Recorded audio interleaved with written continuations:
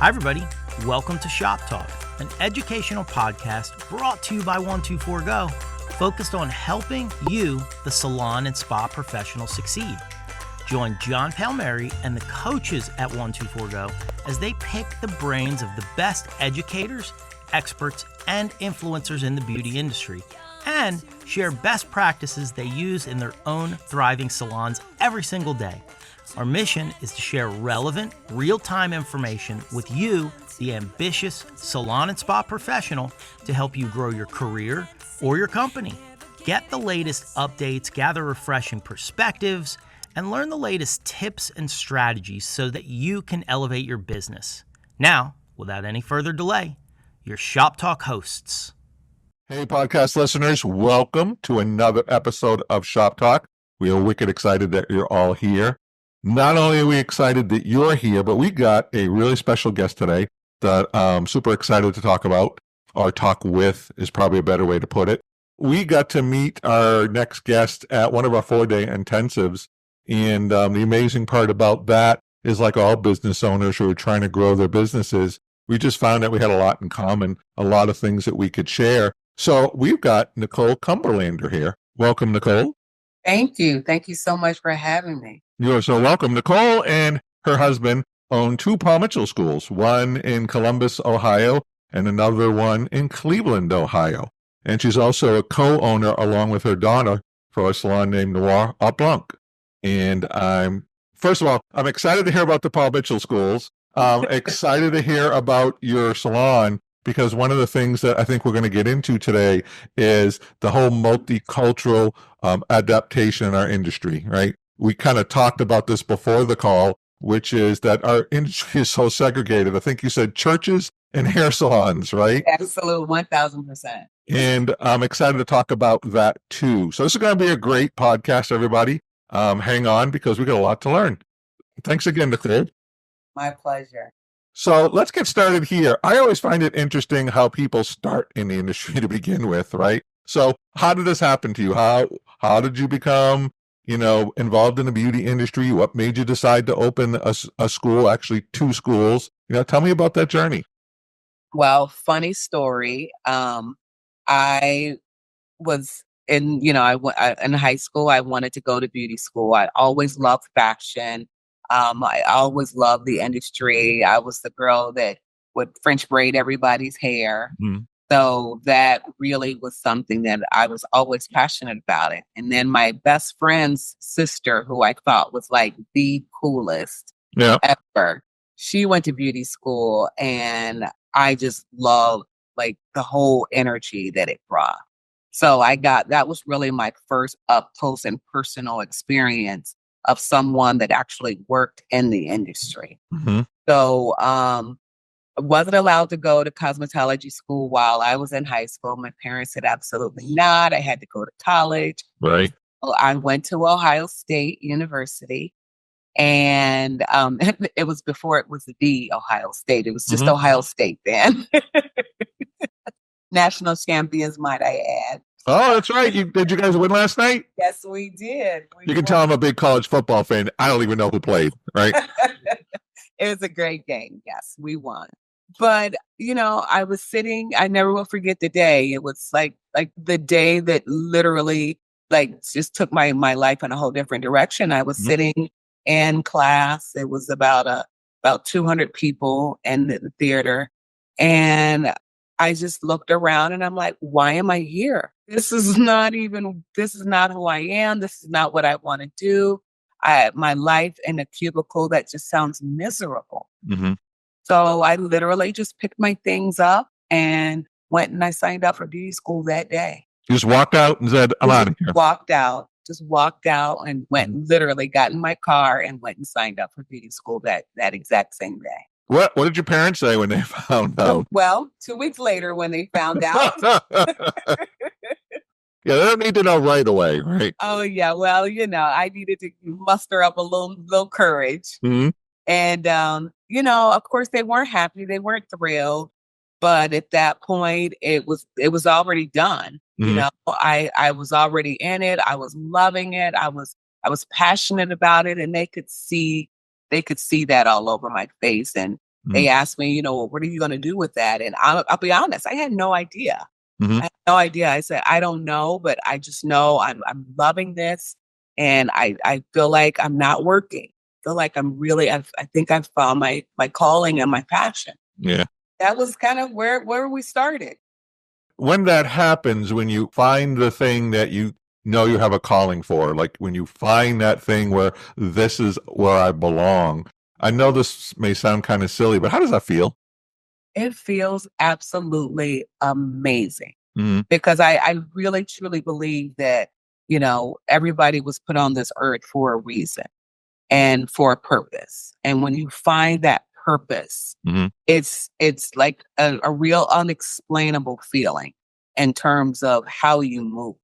Mm-hmm. It's like doing something that you truly, truly enjoy and you don't even care whether you get paid for it or not. Mm-hmm. Right.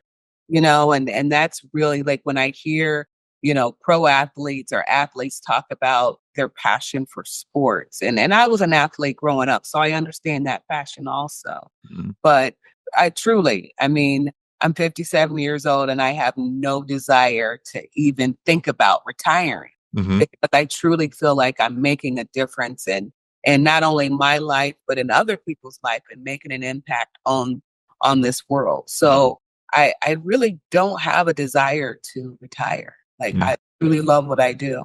There's probably no better gift than that, right? Knowing that not only have you found your place, but you're making the lives of others better too, right? Love Absolutely. that. Absolutely. Now, did you go right into the salon after that? Like, what was that journey next? It was interesting because I graduated from beauty school, and while I was in beauty school, of course, Paul Mitchell schools weren't around. In fact, Paul Mitchell had just kind of started. It was Mm-hmm. only like 4 or 5 products in the line, and we had a Paul Mitchell educator that came to our school and did a class. It was a sculpting class. Mm-hmm. And I was on the edge of my seat. This young lady that came, Mm-hmm. she was so cool, the way she was dressed and how she did hair and the way she talked. And I mean, I was just completely in awe of her. Mm-hmm. So I literally, I went up to her and asked her if I could assist her. And I just literally stuck to her like glue. And I asked her, how can I do what you're doing? And, she told me, she said, you know what? When you're ready, give me a call and I'll help you out. I was like, okay. So, funny story, when I graduated from beauty school, I was an assistant and he was a really, really popular hairstylist in the Columbus area. And so I assisted him and I probably was with him maybe 6 weeks, 7 weeks. And he asked me, what is it that you wanted? What are your goals? I told him I want to be a Paul Mitchell educator. Like that's something that I really want to do. And I shared the story with him. And oddly enough, Paul Mitchell reached out to him and asked him if he would be interested in auditioning to be a Paul Mitchell educator. And I shared this story with our future professionals because, obviously I was fresh out of beauty school, so I wasn't good, Mm-hmm. but what I was eager. I showed up on time. I was the best hair sweeper you could ever imagine. I could pass a mean foil. Mm-hmm. I could shampoo the heck out of somebody's hair. Right. But all of those things as an assistant that my goal was to be invaluable to him Mm-hmm. and make him not want to work without me. Sure.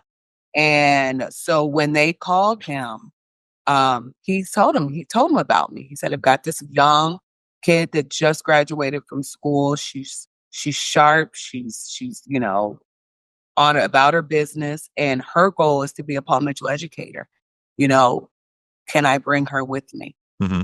And they said, you know what? If she can pass the audition, then 1000% you can bring her. So he took me to the audition with him. That's so great. Yeah.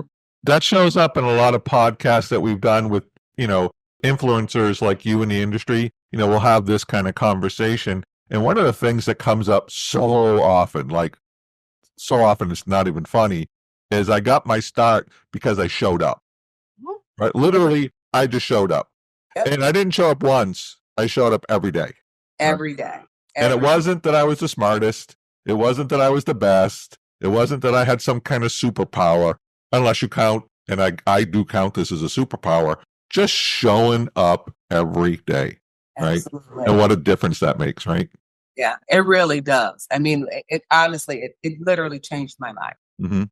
Yeah. And then fast forward for me, how did you go from being an educator for Paul Mitchell to like only a couple schools along the way? Because that's a jump, right?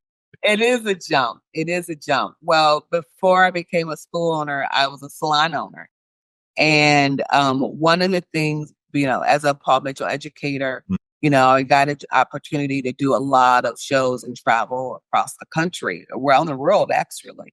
And one of the people that I got a chance to do a lot of shows with is Lynn Clayball. Uh-huh.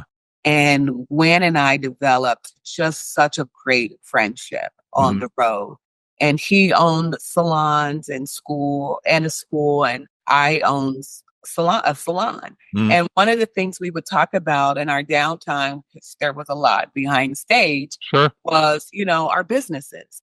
And it was always, of course, it wasn't always going great. Right. When we did talk about it, it was always in a positive light. We always uplifted each other, and we always shared information. And he was, he's a lifelong learner. I'm a lifelong learner. So we would always just share information with each other. And it always came back to, we need better schools. Right. We need more schools like what he had at that time. And so fast forward, I was really involved with it was TSA, the Salon Association at that time. I was actually the president of TSA at the time. And we were at symposium, and he said, "NeCole, you got to come see what we're doing." And I had no clue. Well, what's going on? He's like, those schools we talked about, Paul Mitchell's going to start opening schools. Wow. Yeah. You got to come see it. So literally, maybe a month later, my husband and we took our kids. It was their spring break, and we went to Costa Mesa, California, and saw the first Paul Mitchell school. And it was like I walked in, and it was like a beauty school utopia. Yeah. And it was like, oh my! The sky opened, angels were singing. Yes, the angels were singing. It was great. It was great. And I was like, oh my God, Gwen, this is exactly what we talked about. And, he said, I want you to be a part of it. And that's when he invited us to participate and open up schools in Ohio. That's awesome. Now, how long have you had since your first school? How long has that been? It's been 21 years. Wow. Yeah, we just celebrated our 21st year in September. Congratulations. Thank you. Thank you. In that 20-year span of time, I think we would all recognize that the beauty industry has changed a lot in the last 5 years, never mind 21, right? Oh my goodness, yeah. But if you could think about, I don't know, one or two key things that you think have really changed the industry, what would they be? What are the one or two things that, like, man, this is so different than when we started 21 years ago? What would that be? Do you want me to get deep? Well, you know what? If it gets too deep, we'll just have 2 episodes. Well, you know what? 21 years ago, we didn't have the regulation issues that we have now. I mean, those weren't real threats then. You mean things like, and for our audience who may not know, are you talking about things like gainful employment? Like gainful employment and things like that. Yes, yes. And for those who don't know, right, gainful employment is basically the government passing some kind of testing that says X amount of students have to make X amount of money after they graduate, or if they don't, we're not giving you any student aid money, right? The short versions, more than that. That's the short version, yes, yes. And then we can't forget about the borrower's defense and, those sort of things. We just didn't have those worries. I'm sure they existed like way back in the back of somebody's mind, but they hadn't surfaced at that time. And, we really just got to focus on being having a great school and giving a great, solid education. Mhm. That's really what we were able to focus on. Right. And now there's just so many other things. I mean, thank God, when we got into the schools, I'll be honest, we didn't know what we were doing, Yeah. and thank goodness that we didn't have to worry about that other stuff because I don't know if we could do it, to be Mhm. honest. Right. But yeah, here we are. How about the students? How are the students different these days? How are the students different these days? And it sounds like something your grandparents would say, right? But the reason I asked the question is I think a lot of salon owners, and I'm casting the world with a really wide net here, right? So I'll apologize ahead of time. But I think most, not all, salon owners might be in their 40s, right? Yeah. I'm making a guess here, right? And I think that, we always kind of go back to this is how I was taught, or this is what I did, right? We don't live in that world anymore. So let's get over that. And maybe it's not even so much how are the students different, but what are the students teaching you now that maybe we didn't know 10, 15 years ago? Yeah. What are they teaching me now? It's interesting. I am from that old school. Yeah. Black is still my favorite color. Yeah, right. Listen, I still have a black shirt on for a reason, right? Because I don't have any other colors. Other colors, right? Right. Like you see my closet, Yep. it is black. That's Mhm. it. And so it was it's just a given. Like Mhm. we're in the industry that you wear black and that was Yeah. the uniform. Right. Yeah, that's not the deal anymore. No. And it's really frowned upon, Mhm. by the students that, not necessarily in school because they understand school, you have to Right. have some sort of order. But once they get into a salon, they Mhm. really want to kind of do their own thing. Mhm. And when it comes to time, Mhm. back in our day, you worked until the clients ran out. When Right. clients didn't want to do, you didn't have any more appointments, then that's when you were done. Right. And that's just not how it is now. Right. They have a set schedule. They want a lunch. They want their breaks. They Mhm. want, Saturdays off. They want all the things. Yeah. They want that work-life balance that it was funny. I was having this conversation with a previous podcast guest, and he said something funny. He's like, it's 8:00 at night and I'm doing the shampoo and my staff's leaving and I'm going, what's wrong with them? Why don't they want to work? Why don't they, all the things like your grandparents would say. And then he said it finally hit me one day. He goes, because they're watching me every day and going, I don't want to live like that. Like you're giving them an example of what they don't want to do. Yeah. And I think as salon owners or business owners, whether we're school owners, salon owners, Right. I think it's important that, yes, there was some good that came out of that work ethic that we had, but Yeah. there was some bad. Yeah. And, their work-life balance, I applaud them for it. I really do, because I'm sure some families will be saved because of that. Right. I'm sure some kids will stay on therapy because of that. Right. I mean, there's some Everybody wins. Yeah. everybody wins. Yeah. Yeah. But it is important. I think it's, that happened that, it had its place. Yeah. But I think as we move along, I think it's important for us and our generation Mhm. to be more open-minded Mhm. about how they're moving now, because I don't necessarily think it's a horrible thing. Right. Now, is there some adjustments that have to be made on our part? You better believe it. Mhm. You better believe it. But again, I enjoy working with the young, Yeah. young people. Number one, they keep a young spirit and energy about you. Yeah. When you're around them, and they're teaching me something new every single day. Right. Just as much as I feel like I'm teaching them, the give and take. And it's not like, oh my gosh, you're all knowing, NeCole, you know everything. Right. I love hearing what they're bringing to the table, Mhm. in terms of their thought process, Mhm. in terms of their belief systems, in terms Right. of their values, their work ethics. Because sometimes it's like, I Mhm. never thought about it like that. Right. okay, you might be on something. That's Mhm. pretty cool. Like it. I think one of the challenges, and you kind of touched on this about, adapting to the new student, right, and their expectations, is as owners, as business owners, as school owners, we have to change our leadership style, We right? do. We have to be different leaders than maybe we would have been, or maybe our leaders, our mentors were. And I know leadership's a big thing for you. Like you like that concept of being a better leader. Talk about that a little bit. I mean, I kind of gave you a synopsis of the world's different, so we need to be different leaders. But why? I mean, why can't we just do things the way we always did them? And how does leadership show up for you at the schools? Well, leadership shows up in a lot of different ways. Mm-hmm. For me, it shows up, as a listener. I think it's so important that we listen and we hear what the challenges are, Sure.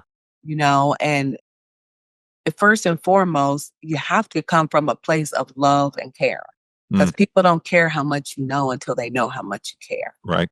And there's two schools of thought about, saying we're a family.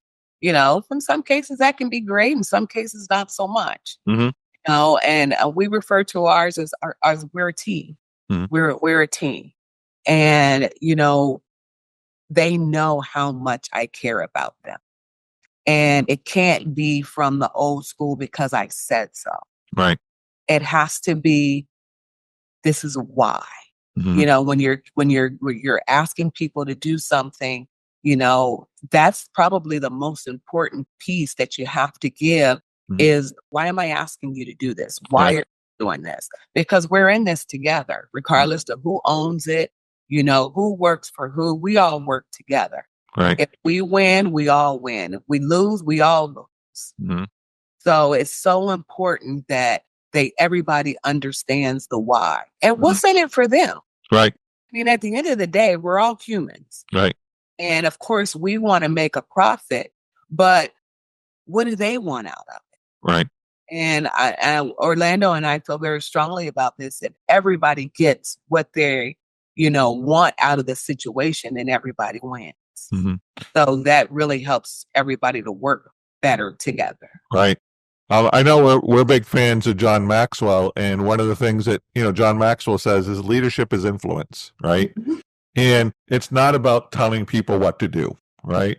It's how do I influence change, whether it's through myself, whether it's through our company, whether it's through the people that I work with, right?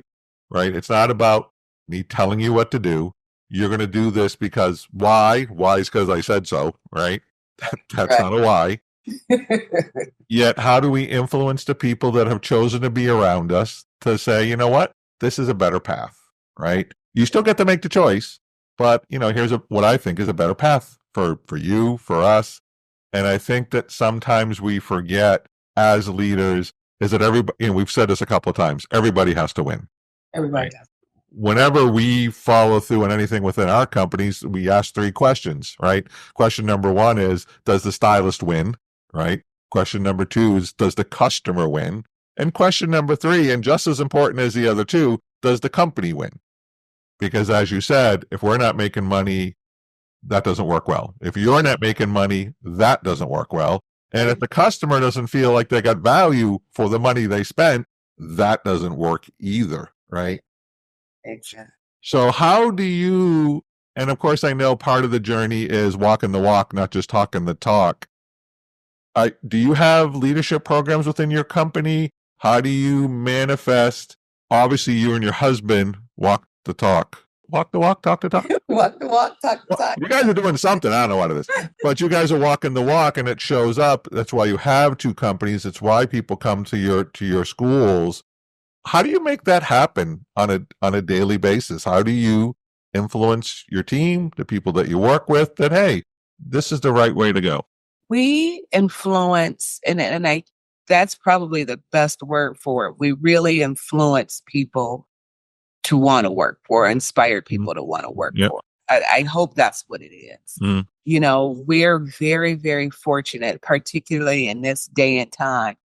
We have a really high millennial and what's after millennials? Gen Z? Gen Z? Gen Z? Mhm. Yeah. So most of our team are millennials and Gen Zers. Mhm. And our average length of time that people are with us is about 15 years. Wow, that's amazing. Yeah. And and most of them have what we call homegrown.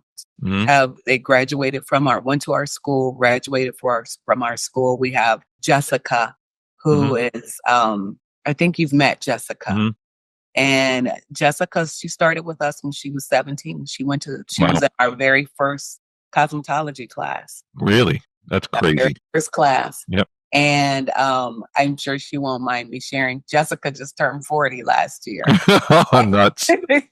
And she's been with us ever since. Right. She's been with us ever since. And she runs our schools. She's the regional director for both schools. Yeah.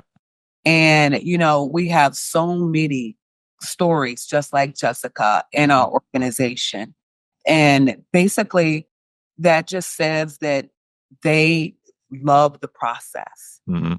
And people coming in, that's something that we talk about. That's a story that we share. We share Mhm. all of those stories because we want people to know that when you come to us, you're not just getting a job. Number one, you're getting a career. You're Mhm. building a career.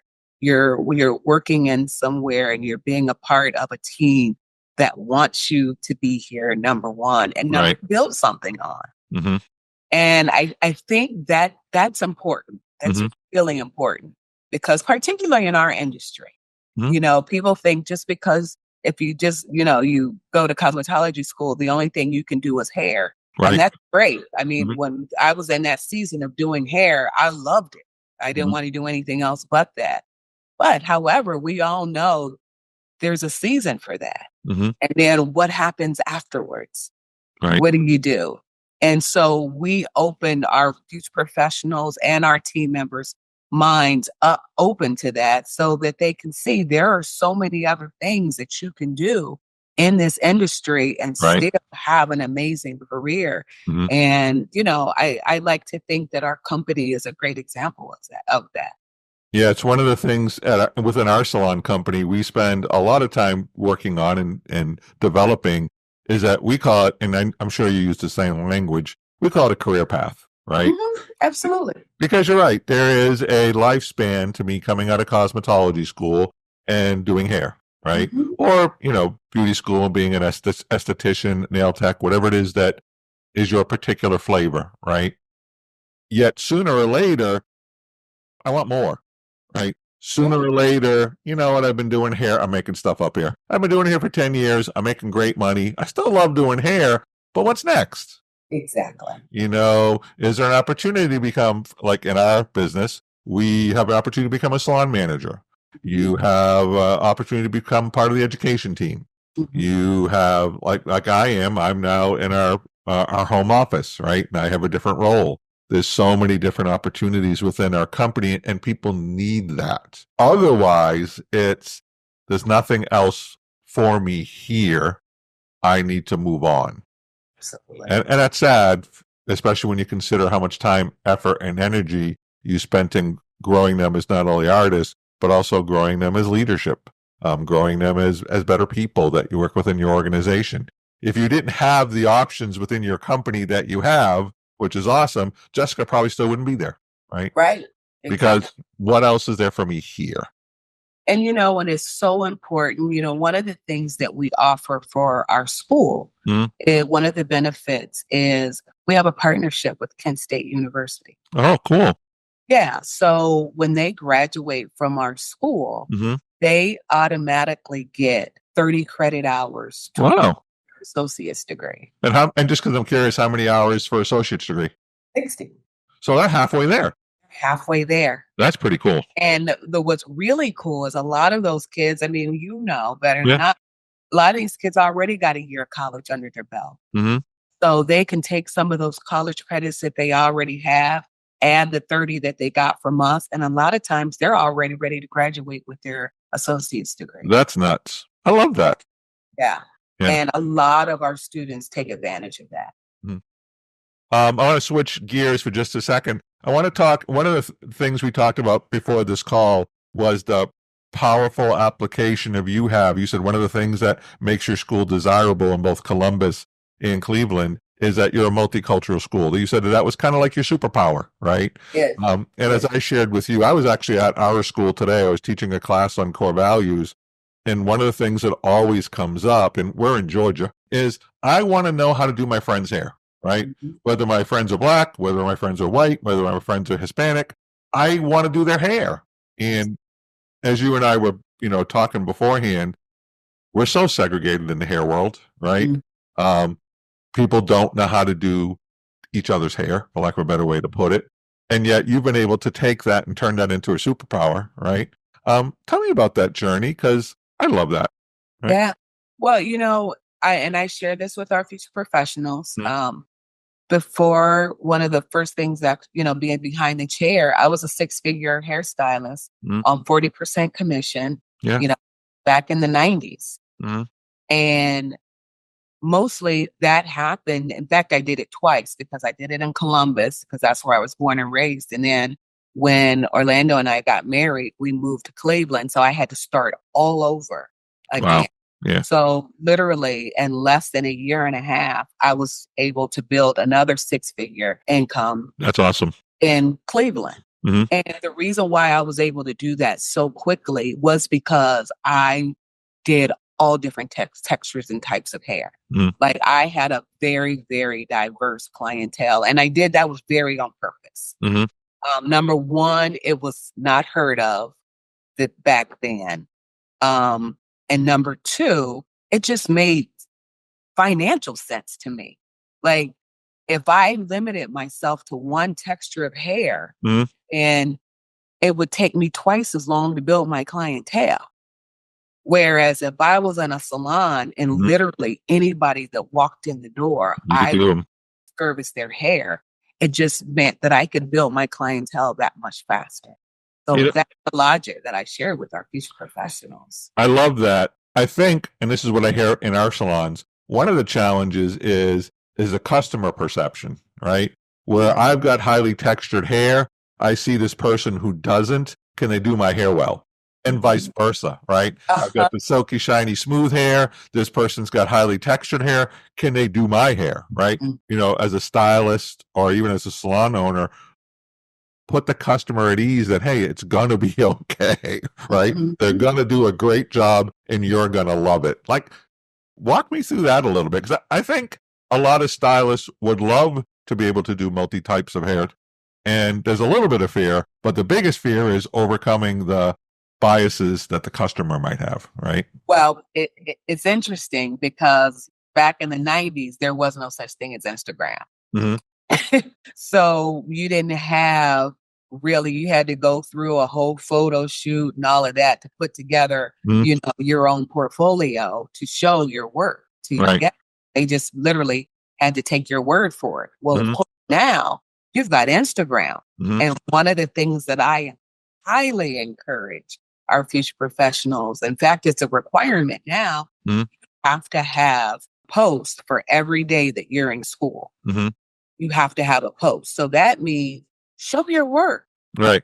Show people what you do on your page, whether it's a lifestyle page, whether it's a professional page, whatever.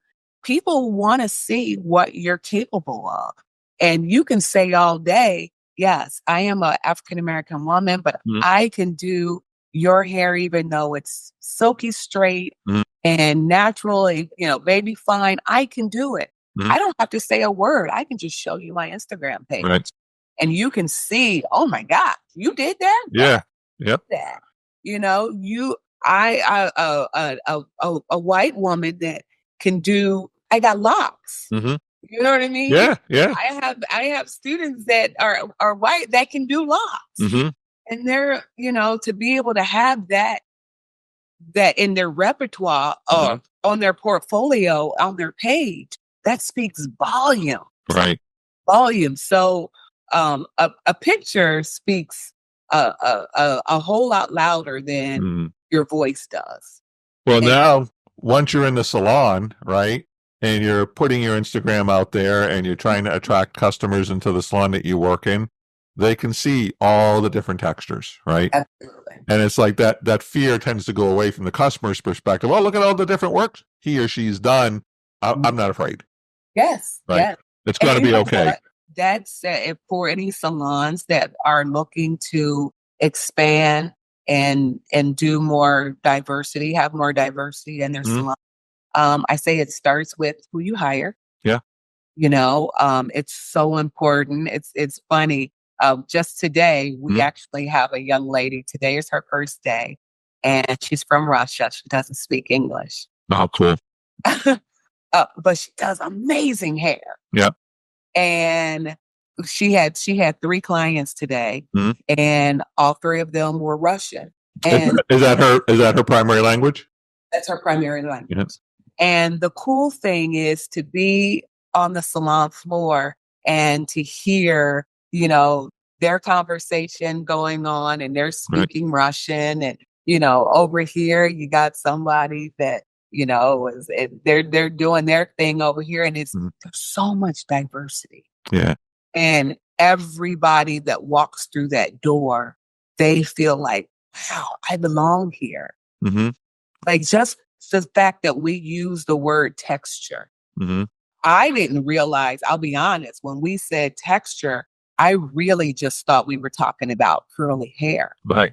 We get so many people Mm-hmm. that consider their hair texture, whether they're Middle Eastern, whether they're Asian, Right.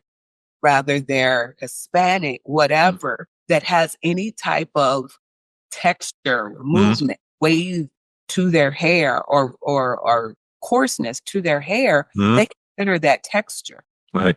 They come to us specifically for that. Right. So I love that. it has been a lot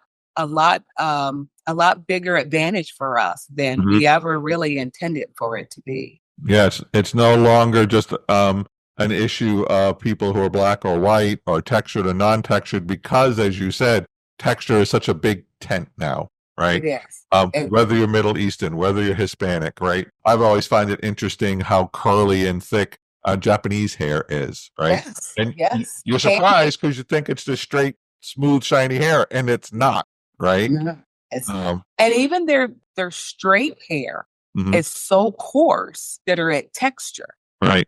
because a lot of people, have a challenge cutting it Mhm. because it is so straight and so coarse. Right. So yeah, I mean it's definitely been a huge advantage for us and a huge point of difference. Looking forward to 2025, what are you most looking forward to this year? What am I most looking forward to? You know, implementing all of those things that we learned at Salon 124 Go. Oh, yeah, thank you. Yeah. Yeah, Mhm. but If you could pick one, and for the audience who may not know, that's where we met at the 4-day intensive. If you could pick one of the things, and I appreciate the feedback, that you'd really like to get accomplished next, what would be the one thing? the one thing that I really want to accomplish next is Mm. really getting a hold on our expenses. Got it. Yeah, Mhm. just really want, and this is for the salons, the schools, Mhm. because Orlando's favorite saying is, "It's not what you make, it's what you keep." Yeah. I was taught the know. same thing, by the way, so tell Orlando we had the same teacher. Yeah, Yeah. and it is. It's huge because it's so often your things are going really well and numbers are coming in and everybody's doing great. It's easy to always be in celebration mode. Right. When you're celebrating, Yeah. sometimes that comes with a price tag. Right. You know, then you look up and you're like, wait, what happened? Mm. How did we go from Right. this margin down here to this margin? How do we have like money to celebrate and now we're broke? Like, how'd that happen? Exactly. How Yeah. that happened? Right. Like it literally can happen like in a blink of an eye. Right. So it's so important that you just have to keep your eye on the pulse, keep your Mm. finger on the pulse of your business and how you're spending money and Mm. and how you're making that happen. Just so that you can just stay afloat Yeah. and have money put away for a rainy day. And one thing's for certain is that it's always going to be a rainy day at some point. Always. Yeah. Always. So you always have to be ready for that. I was talking to a coaching class. It's that time of year, right? She's like, "Oh, my tax bill, oh, my tax bill," and we were talking, and actually, she has a partner, so it was the two of them. And since we don't know who they are, I'm not sharing that, right? They made $100,000 in profit, right? Okay. And which was nice, right? It's nice. And it's like, oh, John, and I was like, what? It's like, we got to pay taxes on the 100,000. I don't want to pay taxes. I was like, I get it. Nobody likes paying taxes, but I want you to think about it differently. You get to pay taxes. You get to pay taxes. Right? That's right. Because the reverse is you lost money. You weren't paying any taxes, but there's no money in the bank, right? Exactly. I'd rather give you the 20% of something than have 20% of nothing.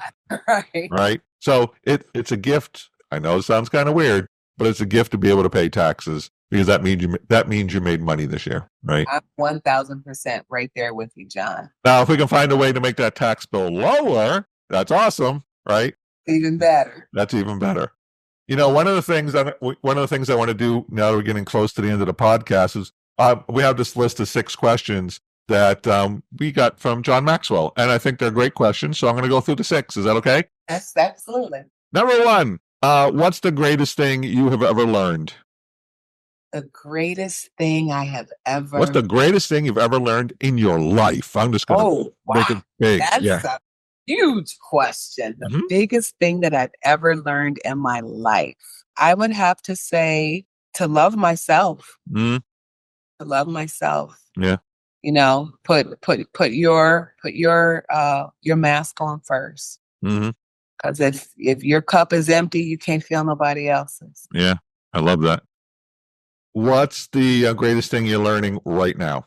Well, what are you? Maybe not even the greatest. What are you learning now? What's on your learning education list for yourself? I am learning how to go into my next chapter of my life. Okay. Yeah.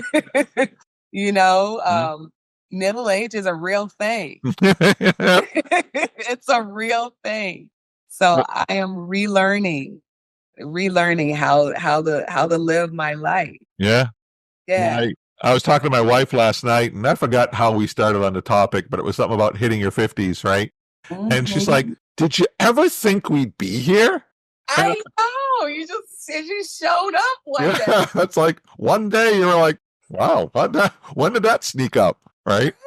My mom calls me a junior senior. Is that what she called you? I love that. Yeah.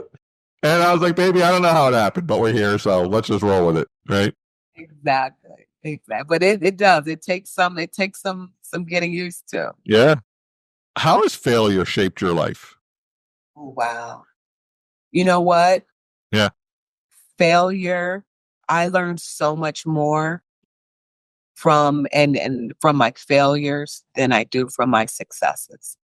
And one thing Orlando and I used to tell our kids growing up, and we still do. Yeah. I'd rather see you make 100 different mistakes as long as you learn from them. Because otherwise you're going to make the same mistake 100 different times if you don't. Right. So I think that's where wisdom comes from. It's from failures. And so I'm okay with that. I used to beat myself up about my failures and, what I should on myself all the time. But now I embrace that. I think that's come with age and wisdom. Yeah.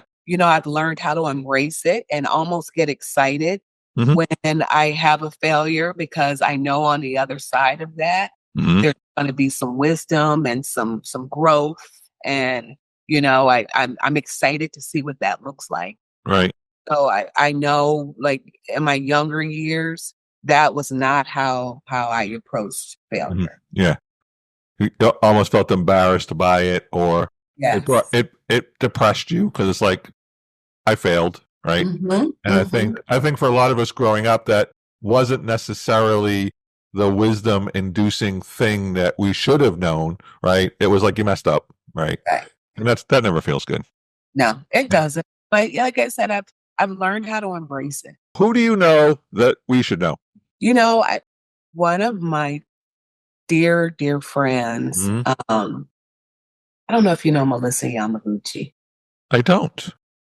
Melissa Yamaguchi Mhm. is one of my favorite people in the world Mhm. And why is that? because she really, even at this grown age, Mhm. she really forces me to think. Mhm. She's that friend that on holidays, she sends me a text. Like she'll send me a happy President's Day text. Sure. Okay. But when she sends that text, it is the most thought provoking, like just from the heart. Right. Like you feel the text. Mm. And And it's only President's Day. Imagine what it'd be like if it was Christmas or your birthday. no, so you can imagine what she does for the big ones. Yeah, right. But oh my God. And I always giggle because I'm like, okay, I feel so insignificant sending my response Mhm. because I'm just not that deep. Yep. Every time I talk to her, she always just makes me walk away and just go deeper. Yeah. She I love really that. makes me go deeper. So, and she does public speaking and she does all of those things. Mhm. But she's just a really, really interesting person. I love that. And the older she gets, the more interesting she becomes. That's so cool. So yeah. I think everybody should know Melissa Yamaguchi. The most interesting texts I get are from one of my best friends. His name is Zai, and he texts me at 3:00 in the morning because he's up and he needs someone to talk to. Right? And my wife's like, "Who's that?" And I was like, "You know who it is." What should I read? What is Mel Robbins' new book called? Oh, I see her on Instagram. She's in my feed, right? Actually, that's a lie. It's on Instagram. It's TikTok. I'm a big TikTok fan. I don't know why. You in Orlando. Oh, really? Yeah. Happy to see him back. Well, I cooked something the other night. My wife's like, "Where'd you get this recipe?" I'm like, "TikTok. Where else? That's where I get all my recipes." Oh, that's hilarious. Yeah, her book, I think it's called Let It Go. Yeah, I think I don't know that is the book you're talking about, but I hear her talking about that a lot lately. Yeah. In the TikTok feed, which is, you know what? Nothing you can do about it. Let it go. Let it go. Yes. Yeah. Just be done with it. I am just enamored by her. Yeah. Yes. She wrote a book. I think it was a book a while back, but I loved it as well. She says if you don't do it in the first 5 seconds, like it ain't gonna happen. It ain't gonna happen. Yeah. She's like, if you get an idea, you got 5 seconds to do it. And just do it. Yeah. Who cares if it's perfect? Who cares if it's right? Because you're gonna think on it, and then you're gonna think on it, and then you're gonna forget it, and then it's never gonna happen. She's like, procrastination sits in and yep. Yeah. Yeah, but I've seen her a couple of times on TikTok with, the little reels, and she's like, yeah. So your sister-in-law didn't like the Christmas present you got her. So what? Let it go. Let it go. Yeah, Let it who go. cares? I have one more too that Yeah, please. Brooke Shields just released her new book. Really? Yeah. Yeah. And it's called Brooke Shields is Not Allowed to Get Old. That's awesome. It is so good. I mean, Yeah. it's really speaking to people. It's speaking to me right now. Okay. Yeah. In this space that I am in my life. And, the whole thing of trying to be relevant and Mhm. stay relevant and be on top of your game and all Right. of that. And it's so refreshing. It's Mhm. so refreshing. So those are my two. Those are the two that's on my nightstand right now. I love it. My last one. What have you done that I should do? Have a massage once a month. My wife's don't say that. My wife's gonna hear this podcast. I don't know what it is. I hate massages. I hate You're them. kidding me. No, I hate. There's two things I don't like in this world: macaroni and cheese and massages. What? I know. Things in the world. She says the same thing. Yeah. I can't. I Oh, yeah. can't stand macaroni and cheese, and there's something about a massage. I'm just stop. Are you done yet? I Oh don't my know. gosh. But Yeah, you love them. I love them both. Tell me why you love them. I love macaroni and cheese. Like, come on. Yeah. Macaroni and cheese. Can't stand it. End of all of the great I cheese. put it in my mouth, and I'm like, I'm gonna die. Right. Oh, I'm like, I put it in my mouth and I'm like, I'm going to heaven. Oh yeah. But massages is so funny because Orlando and I literally just had this conversation last night. Does he like massages? He does like massage. And I liked Orlando for a while there. Really did. Does like them. Okay. But one of the things that he asked me, he's like, why do you, because we're preparing to go on vacation. And Sure. he says, why do you get a massage on vacation? Mhm. Why do people do that? Yeah. And I'm like, because I was like, when I get a massage at home, Yep. I usually have to at least get ready to go to work the next day. And in some cases, I'm going back to work. Right. So you really don't get a chance to like just relax. I said, when I get a massage and I'm on vacation, I'm leaving there. I'm going to lay by the pool. Right. I really get the full experience. Right. Yeah. I love it. Okay. I never thought about it like that. So he's going to get a massage on vacation as well, I hope. Well, he likes to drink his money at home. You know what? I know your husband knows this, but I'll have to send him a bottle of homemade limoncello. Oh, he would love that. And that way he can enjoy that. Yes, he would love that. Yes, for sure. Thank you. You're welcome. As we're winding down the podcast, any last words? Anything that you think is really important or anything that you really want to share with the listeners that we've got here? No, I just want to thank you for Welcome. having this. Yeah. It Mhm. just, I've been able to listen to a few of them, and they're all just so interesting, and I learned so much from them. So thank you. Thank you You're for welcome. your contribution to the industry. My pleasure. Well, it is, and I know you feel the same way. This has been a great industry for me personally, right? I know this has been a great industry for you and your family and your daughter. It's like, how do we leave it better than we left it, right? Absolutely. So, and you're one of those people, so thank you so much. Thank you. It's my You're pleasure. welcome. Thanks, podcast listeners. Well, that's a wrap for today's Shop Talk. We know this conversation will bring you one step closer to the amazing career or company that you're creating. To be sure that you never miss an episode, go to 124go.com/podcast now to subscribe. Listen every week as we continue digging a little deeper into the salon and spa industry, uncovering the nuggets of wisdom that will change your career, your company, and heck, your life for the better forever. We really hope you enjoyed this one. Thanks for joining us. And as always, don't forget to leave us one of those wicked good 5-star reviews. Until next time, friends.